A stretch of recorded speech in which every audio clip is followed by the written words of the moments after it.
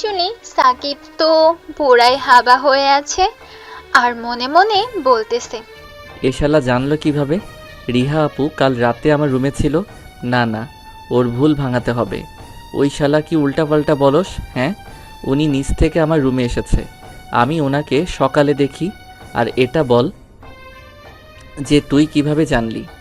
কিভাবে মানে? রিহা তোর রুম থেকে বেরিয়ে যাওয়ার সময় দেখি রিমির সামনে গিয়ে পড়ে। তারপর তারা কি যেন কথা বলে, যেটা শুনে রিমি হাঁ হয়ে যায়। আর তোর সিনিয়র আপু লজ্জায় তার রুমে সরি আর তোর সিনিয়র আপু লজ্জায় তার রুমে ঢুকে পড়ে। সজীবের এমন কথা শুনে সাকিব মনে মনে বলতে লাগলো, আমি তো শেষ। এখন আমার কি হবে? এই ফাজিল মেয়েটা আমার ইজ্জতের ফালুদা বানিয়ে ফেলেছে। এখন রিমিকে কি করে মুখ দেখাবো? লজ্জায় তো যেতেও পারবো না। আল্লাহ জানে কি কি বলছে। হে খোদা, দড়ি ফেলো, এখনই উঠে পড়ব। না, তার চেয়ে ভালো একটা গামছা গলায় পেঁচিয়ে কলা গাছের সাথে ফাঁসি খাই। কিরে সাকিব, কি ভাবছিস? আর এমন উদ্ভট ফেস রিয়াকশন কেন দিচ্ছিস? চুপ শালা, এদিকে আমার মান সম্মান কিছুই নেই, আর এ শালা ঠাট্টা নিয়ে পড়েছে। হ্যাঁ, বললেই তো পারতি যে তুই ওনাকে ভালোবাসিস। এটা বলেই সজীব দৌড় দেয় আর সাকিব বলতে থাকে, যা শালা, এখন কি হবে? আচ্ছা, খাবার টেবিলে যাই। না না, সেখানে গেলে ইজ্জতের বাকিটাও খেয়ে ফেলবে ওরা। ঠিক তখনই রিমি রুমে আসে। ভাইয়া, আপনি এখনো এখানে বসে আছেন কেন? চলেন নাস্তা খাবো, সবাই অপেক্ষা করছে। হুম, কি আর করার, যেতে তো হবেই। তা না হলে ওরা অন্য কিছুও ভাবতে পারে। নিচে গিয়ে দেখে সবাই বসে বসে কথা বলছে আর সাকিবকে যখন দেখে তখনই মুচকি মুচকি হাসছে। তারপর সবাই নাস্তা সেরে গিয়ে বসলো সোফায়। ডাইনিং টেবিলে সাকিবকে নিয়ে তারা অনেক হাসি মজা করে। সাকিব, আমার সাকিব, আমরা বিয়ে করব। সজীবের মুখে এমন কথা শুনে সেখানে থাকা সবাই একটু ভাবাচাকা খেয়ে গেল। সাকিব তো আসমান থেকে পড়লো, কারণ গতকাল রাতেই বলেছে সে সাকিবকে ছাড়া বিয়ে করবে না, আর এখন নগদেই পাল্টি। তা হঠাৎ? না বন্ধু, হঠাৎ করে না, কাল রাতেই ভেবে নিয়েছি। আর একা আমি না, সাথে তুইও করবি আমার সাথে। একদিনে দুজন বিয়ে করব। কথাটা শুনে সাকিব বাকরুদ্ধ পুরো, আর বাকি সবাই তো থ হয়ে বসে আছে। সাকিব তো একেবারে কান্নারত অবস্থায়।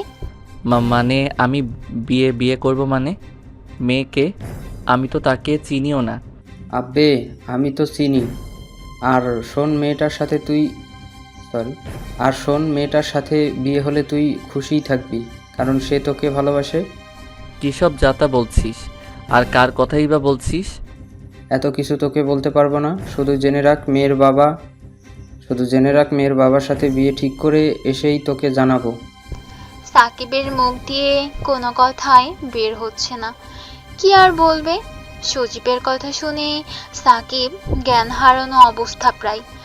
তখন সাকিব সজীবকে মনে মনে বলতে লাগলো, শালা কে না কে, চিনি না জানি না, আমার বিয়ে ঠিক করে ফেলছে তার সাথে। সাকিব সবার দিকে তাকাচ্ছিল, দেখলো সবাই হাস্যোজ্জ্বল চেহারা নিয়ে বসে আছে, আর রিহাকে দেখে মনে হচ্ছে প্রচন্ড পরিমাণে খুশি। কিরে সাকিব, ভার্সিটি যাবি না? কয়টা বাজে? সজীবের কথা শুনে সাকিব তাকিয়ে দেখে আর 40 মিনিট সময় আছে, তাই উঠে পড়লো। গোছগাছ করে বেরিয়ে পড়লো ভার্সিটির উদ্দেশ্যে। দেখে রিহাও এসে দাঁড়িয়েছে সাকিবের পাশে। সাকিব একটা রিক্সা ডাক দেয়, আর সাথে সাথে রিহা গিয়ে উঠে বসে পড়ে। সাকিব তা দেখে দাঁড়িয়ে রইলো। ওই দাঁড়িয়ে আছো কেন? লেট হয়ে যাবে, ওঠো। সাকিব আর কিছু না ভেবে উঠে পড়ে। তারপর গেটের কাছে নেমে ভাড়া দিয়ে ভেতরে চলে গেল। সোজা ক্লাসরুমে গিয়ে বসে পড়ে। ক্লাস দুটো করে আবার বাহিরে এসে গিয়ে বসে গাছের নিচে। ঠিক তখনই রিহা আর তার দুটো বান্ধবী আসে, আর ওরা আসতেই সাকিব দাঁড়িয়ে সেখান থেকে চলে যেতে নিল। সেই মুহূর্তেই রিহা সাকিবকে ডাক দেয়। সাকিব কোথায় যাচ্ছ? এদিকে আসো। আপু আমি সিগারেট আনতে যাচ্ছি। লাগবে না, এই নাও। এ বলেই রিহা সাকিবকে এক প্যাকেট রয়্যাল নেক্সট সিগারেট দেয়। সাকিব দেখে তো পুরাই অবাক, সাথে তার বান্ধবীগুলো অবাকের সেই চরমে। তখন রিহার এক বান্ধবী খুশি বলল, রিহা, তুই এই ছেলেকে সিগারেটের প্যাকেট দিচ্ছিস? মানে কিছুদিন আগেই তো তোকে থাপ্পড় মেরেছিল সিগারেটের জন্য। হ্যাঁ তাই তো, ভালো বা না মানে ভালো হয়ে গেছিস বুঝলাম, কিন্তু রিহা কাউকে সিগারেট দেবে সেটাও দু চোখে দেখতে পারে না। কিরে বোন, তোর কিছু হয়েছে? এই চুপ তোরা। আর খুশি নি, সাবধানে কথা বল। তোরে কিন্তু। তা আপনি আমাকে সিগারেট দিচ্ছেন যে? সেটা আমার ব্যাপার, তুমি নাও। সাকিব সিগারেটের প্যাকেটটা নিয়ে একটা বের করে ধরায় আর টানতে থাকে।